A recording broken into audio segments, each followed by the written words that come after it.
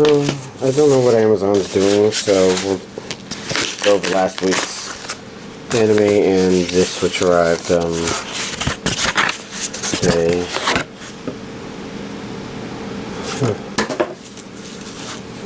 And of course we've got a receipt behind it, which I'm going to put over here. Over this Studio Ghibli, right? No, Studio Ponok. Maybe made by former Studio Ghibli person. This January. This is of course really nice. I think I've mentioned that before. Oh well, you can see what arrived from Right Stuff was I Know Kusabi, The Space Between, which this is the Unchained edition, so I did have the DVD version from before, which this one has a dub included.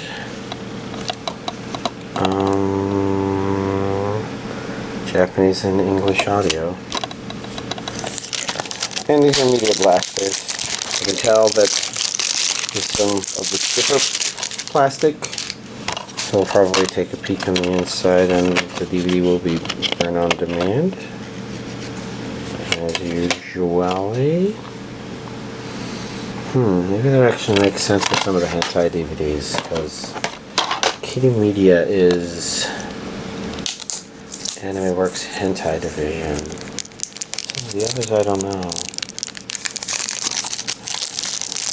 This one has the same thing, but I think the Blu-rays are usually pressed. This is region A, so it's not region free. I don't know much about the title. I think there were maybe two I Know Kusabis.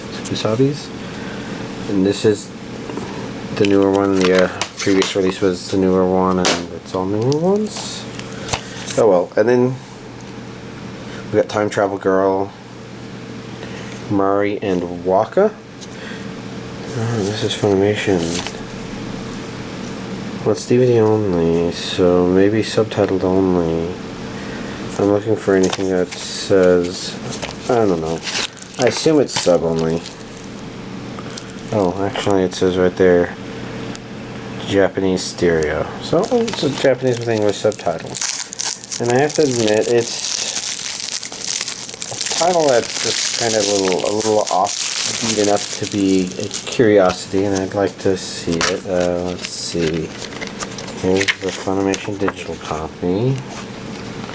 DVD 1, DVD 2. Nice and simple. I don't think this actually rates very highly on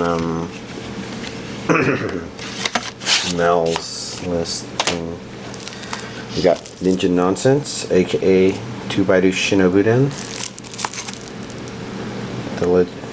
Is it Shinobuden or 2x2 Shinobu? I think it's Shinobuden.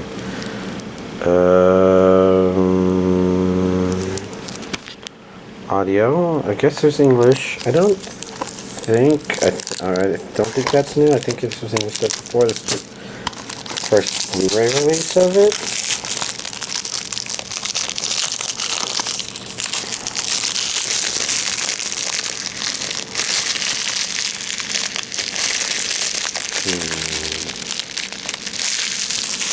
I don't know.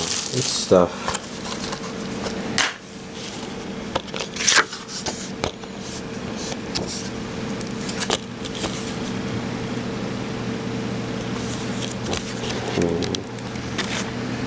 Reversible cover. It's neat when it does that. I just don't remember what happens at all in this show. Oh well. And then last but not least, we have a Kissdum R Engage Planet from Made in Japan. Excuse me. There we go.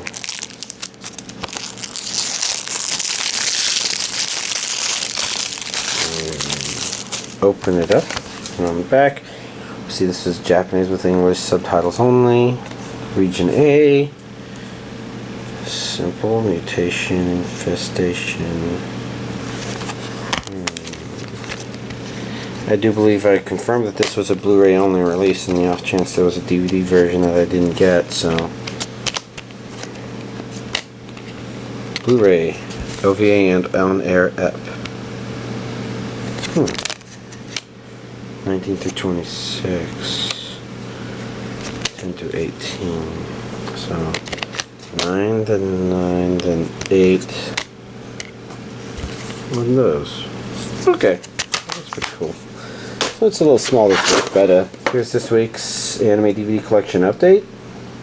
And before I forget, late Christmas present for my friend arrived. As you can see, it's Asuna from Sword Art Online. So actually pretty cool. So I made sure to watch some anime this past week. There was also some Voyager. I'm not sure where other time went.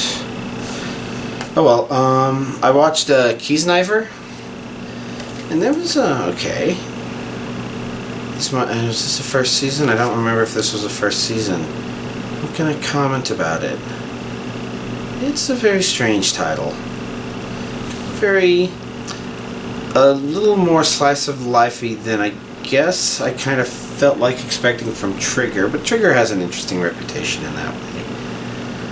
Didn't realize it was Trigger when I started. Probably should have. Some of the character designs are very clearly, but I guess they sprouted out from that into some very more slice of lifey character design. So I don't know. Overall, I'm trying to think what to say about it, but my mind's a little blank. I also watched Sword Art Online Ordinal Scale, and again, this is still a pretty box set. And it was pretty good, I thought. I'm trying to think how to connect to various things. I guess the action is probably worth talking about just because with Sword Art Online, one of the complaints is that it kind of deviated from this idea of whether or not the action was as meaningful as the characters in the show tried to present. Elfheim Online in particular being a very notable contributor to that problem. And in that regard, I thought the action in here was more on the positive side. So when I say okay, I don't mean it's okay. I mean, it was okay. It did its job well enough. I'm not sure if I kind of felt moved by it always, but little bits and pieces here were actually pretty cool.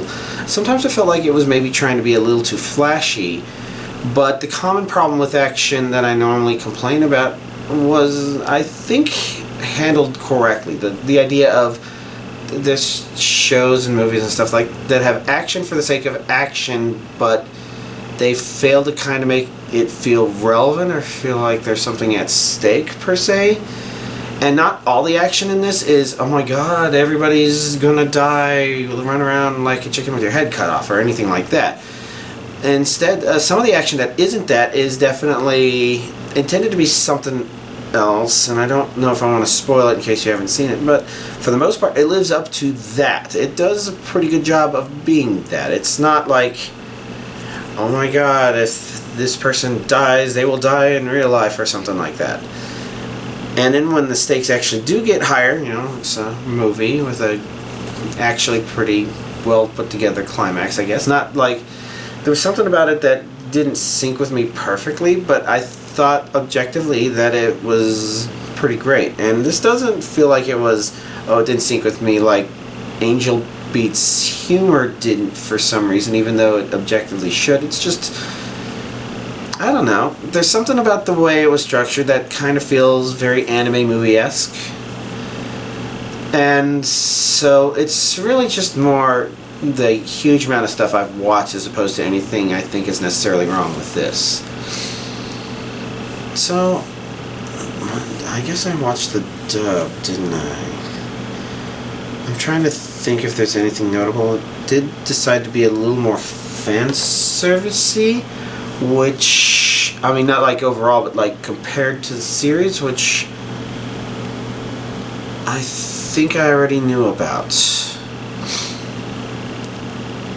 I don't know. Overall, it was okay stuff. There's more stuff I would have liked to watch. I think this is probably next on the watch docket.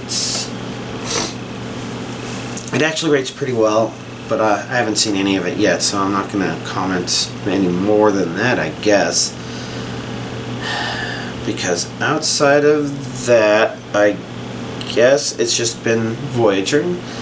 You know, I'm just slowly going through the Season 5 stuff. I'm trying to keep the timing right so that I keep doing that.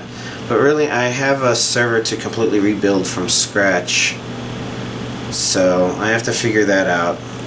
And yeah, I guess that's where a lot of time went. Just trying to figure out how menus even work on DVDs, because I want to make it easier for me to collect the information I need in order to take my DVDs and make it where I can stream them to myself. We're basically, I guess the example I'm using is the Princess Tutu DVDs, because there's a lot of special features on those.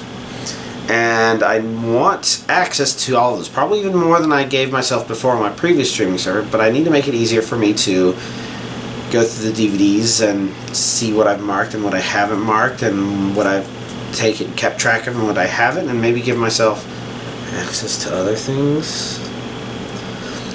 And I kind of realized that sometimes you just don't know, like, what the episode names are, and if they're all out of order, then you need to make sure you can find out what is actually on the DVD.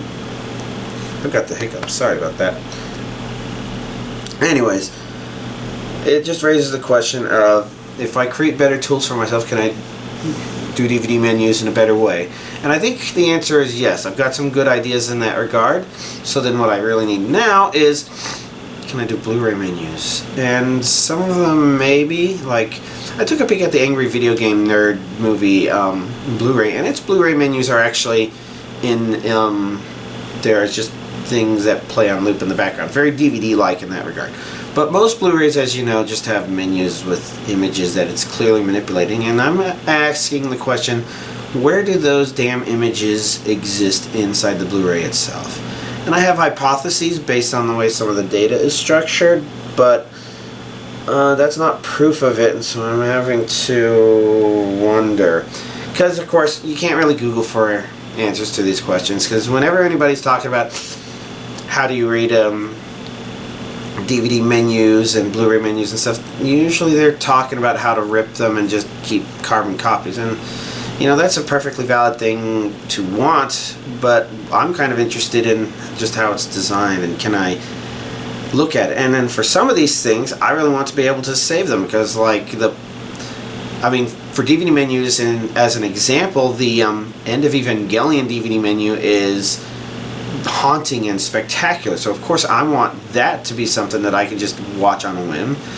And I might re-rip the Japanese version of Puella Magi Madoka Magica, the movies, because they have some pretty spectacular Blu-ray menus.